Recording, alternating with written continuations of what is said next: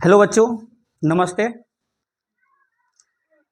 चलिए आप लोग के सामने हम जंतुओं में परिवहन आज चैप्टर को लेकर आए हैं। आज हम लोग जंतुओं के परिवहन के बारे में पढ़ेंगे। चलिए स्टार्ट करते हैं। अब देखिए अच्छा से, ठीक है।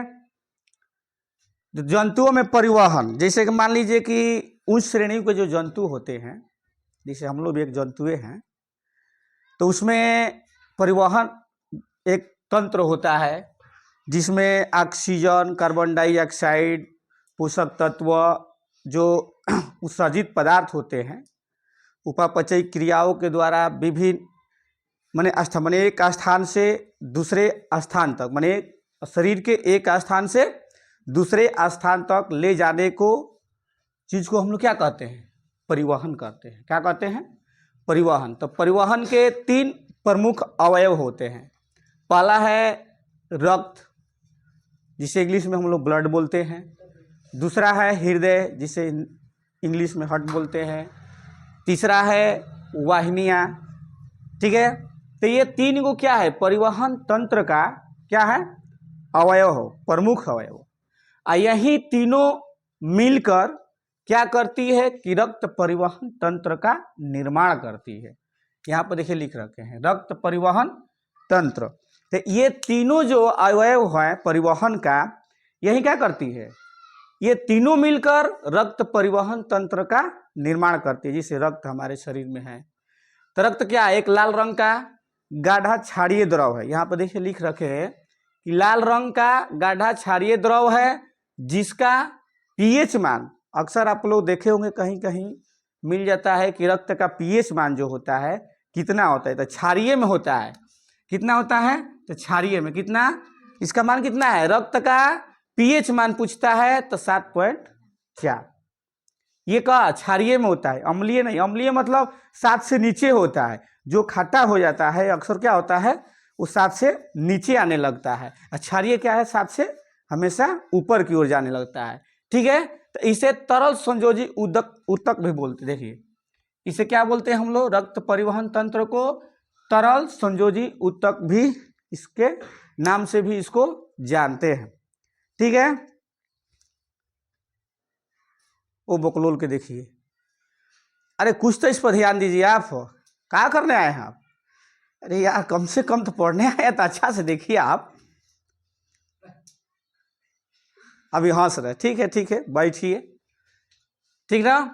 अब देखिए यहाँ रक्त की संरचना जो है, ठीक है, रक्त की संरचना को 2 भागों में बांटा गया है।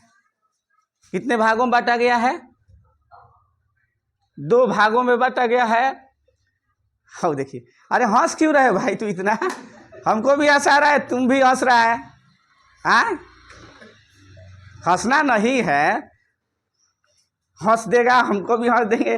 देखिए हंस रहा है, चलिए हंसना नहीं है, बीच बीच में हो गया, थोड़ा सा कॉमेडी होना चाहिए लेकिन ज़्यादा नहीं। क्या अब ज़्यादा हंस देंगे तो इस टॉपिक से उतर जाएंगे हम लोग, कैसा?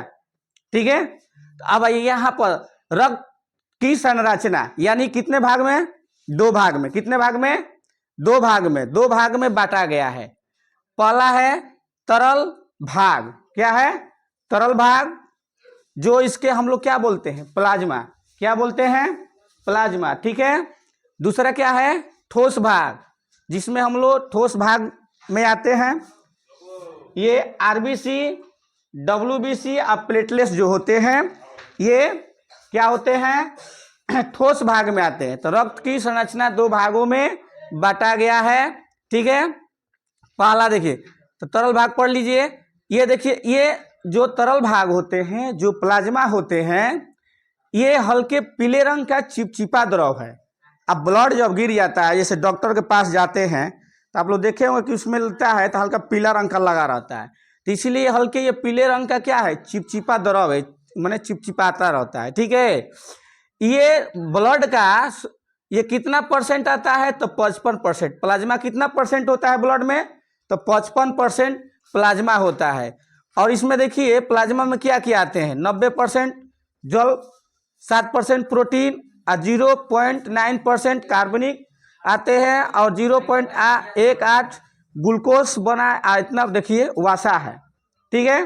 तो ये प्लाज्मा में आते हैं, समझ जाइए, प्लाज्मा समझ लिया आप लोग। अब हम लोग यहाँ पाते हैं, देखिए इसमें आरबीसी, डब्ल्यूबीसी, प्लेटलेट्स जो है ठोस भाग है।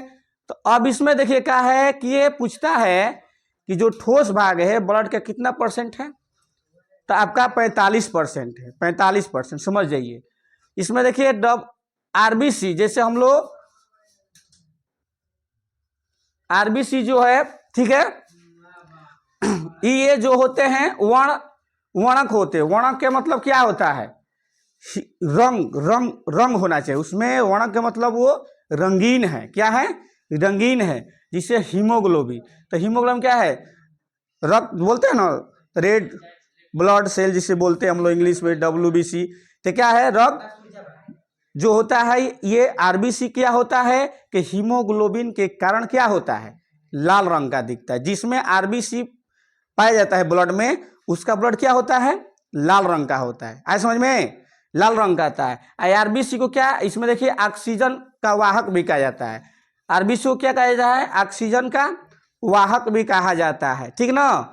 अब यहाँ पर देखिए डब्ल्यूबीसी, तो डब्ल्यूबीसी क्या है, रंगहीन होते हैं, इसमें यानी कोई रंग नहीं होते। जिसमें कोई रंग नहीं होगा तो क्या होगा, सफेद होगा, क्या होगा, सफेद, समझ जाइए। अब प्लेटलेट्स जो है, ये रक्त यहाँ लिखा गया है, एक मानव में 3 से 4 लाख प्लेटलेट्स होते हैं।